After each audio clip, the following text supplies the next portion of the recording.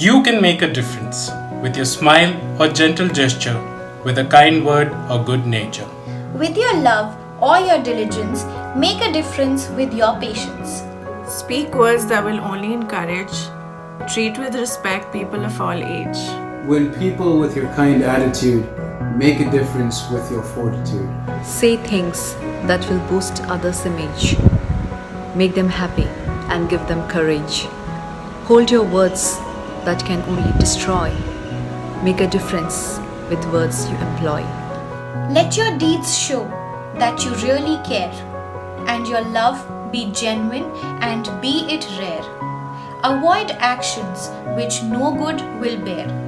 Make a difference with love you will share. Wherever you are, make a difference. You gain nothing with your indifference. Change the world into a better place. Make a difference with your honest praise. Once again, welcome to our YouTube channel, We Can Make a Difference.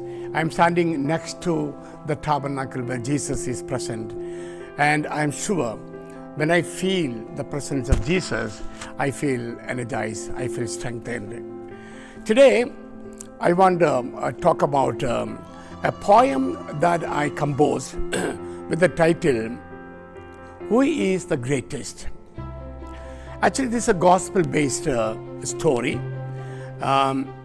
Jesus one day explained to the disciples, the 12 of them, that he would be going to Jerusalem, and in Jerusalem he would be arrested, and they would ill-treat him, they would torture him, and finally they would crucify him. So that was his mission actually. And when he came into the world, taking the form of man, Jesus knew exactly how he was going to die, how he was going to face all the trials and tribulations, how he would be carrying the cross to Calvary.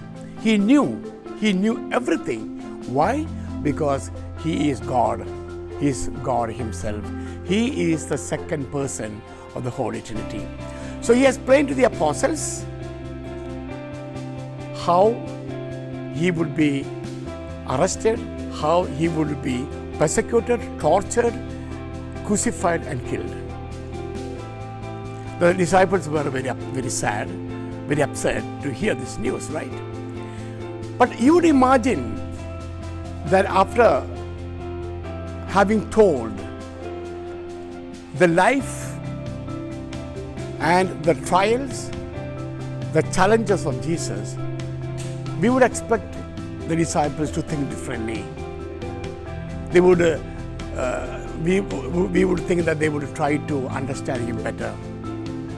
But human as they were very ambitious. All of them were ambitious. As a matter of fact, James and John, two brothers, had come to Jesus asking for a special place of power, which naturally made everybody else angry. But today, we will be shocked to hear the disciples talking about themselves. Who is the greatest? The disciples lived with Jesus. They witnessed everything that Jesus did and taught, all the miracles that they saw. And we would imagine that they would be different. They would be, heavenly or heaven-oriented. But they were not. They were really, looking at the world and worldly attractions. And so they were asking, they were discussing among themselves, who is the greatest? My dear brothers and sisters, this is something that we all have to go through. That's something we all go through every day. We are all the time asking this question, who is the greatest? Who is the best? Who is smarter? Who is more beautiful, more handsome? These are the questions that come to our mind.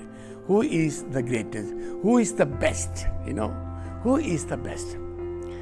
And this thought, who is greater, who is better, will always bring us to problems, difficulties, challenges in our life. Because When we ask the question, who is the greatest, then we are not living our life. We are trying to find out who is better, who is greater, who is smarter, all these things. And in this, we fail to see who we are. We fail to see we are very special. We fail to see that we are God's masterpiece. That God has created each one of us with our own particular, specific talents and gifts. When I ask who is better, who is greater, there is always a tinge of sadness. I see others better or smarter, greater than I am. And when I see others better or greater, then I am not happy. I am not happy. And therefore, my dear brothers and sisters, we must recognize that each and every one of us is a masterpiece of God. God loves each one of us in a unique way. God makes no comparison. God makes no comparison with us, saying he's better, she's better. No, God loves us as we truly are. And therefore, my dear brothers and sisters, as I said, we all of us may be tempted to think and to ask who is better, who is smarter. And as I said, that is a wrong question. We must ask instead, how can I become a better human being? How can I become a smarter person for God? How can I become more useful in my life? How can I be an agent of change? As we believe we can make a difference. That should be the question that I should ask every day. That should be the question that all of us should ask every day. How can I become better human beings, bringing changes in the lives of people? And so, my dear brothers and sisters, I am presenting to you, I am sharing this poem. Who is the greatest? I would like you to, as I have always invited you to do, I would like you to look at the poem, look at the lyrics, look at the words, look at the lines, and see those lines, those words which talk to you, which have a special meaning or purpose in your life. Pick them, choose them, and reflect on them, and see how we can, all of us can become unique human beings, and we can develop ourselves. We can experience a real sense of fulfillment and joy because I am special. I don't need to compare myself with others. I don't need to see who is greater, who is better. I know I am unique.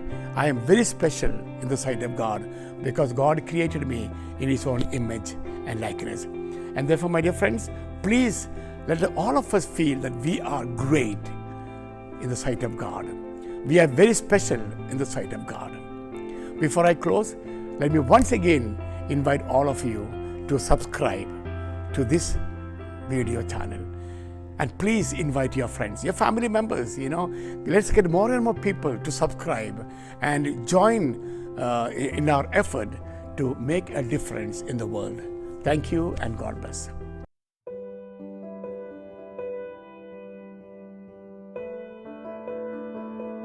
Who is the greatest?